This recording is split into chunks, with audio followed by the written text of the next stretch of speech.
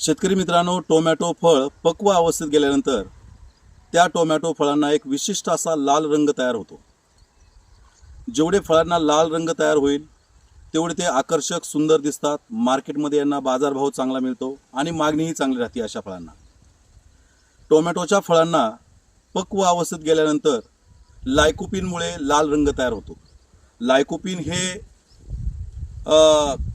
द्रव्य प्रकाश संश्लेषण प्रक्रियेनंतर पानांमध्ये जे क्लोरोफिल तयार होतं, ह्या क्लोरोफिलमध्ये लायकोपिन हे द्रव्य तयार होतं.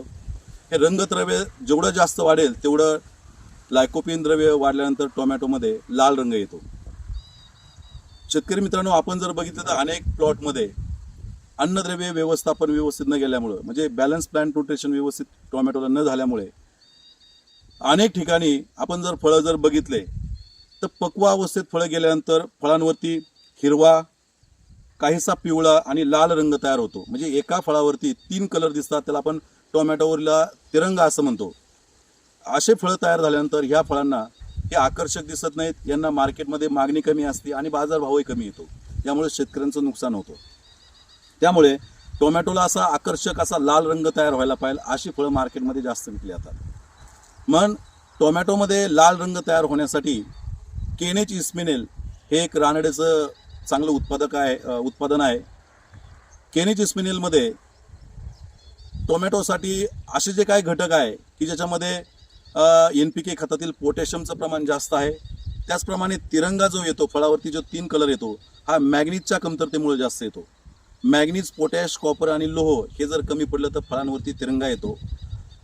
तर हे एक असं रंगद्रव्य तयार करणारं एक केनेच इस्मिनेल एक उत्पादन आहे की ज्याच्यामध्ये पोटॅशियमचं प्रमाण जास्त आहे, मॅग्नीजचं प्रमाण जास्त आहे, लोहाचं प्रमाण जास्त आहे आणि कॉपरचं प्रमाण जास्त आहे. ज्यावेळेस आपण पक्व अवस्थेमध्ये असताना केनेच इस्मिनेल प्रति एकरी 2 ते 2.5 किलो देतो आणि पक्व अवस्थेमध्ये 2 ते 2.5 किलो अशा प्रमाण जर दिलं तर आपल्या फळांमध्ये, आपल्या टोमॅटोच्या फळांमध्ये जी तिरंग्याची समस्या आपल्याला जाणवती ही पुढे जाणवणार नाही. एकदा फळांवरती तिरंगा आला तर तो कमी होत नाही.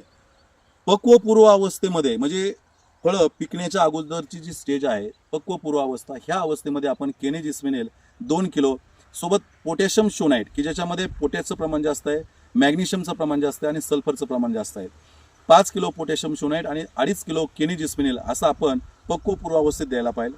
पक्व अवस्थेत पुन्हा हाच एक डोस आपण द्यायला पाहिजे.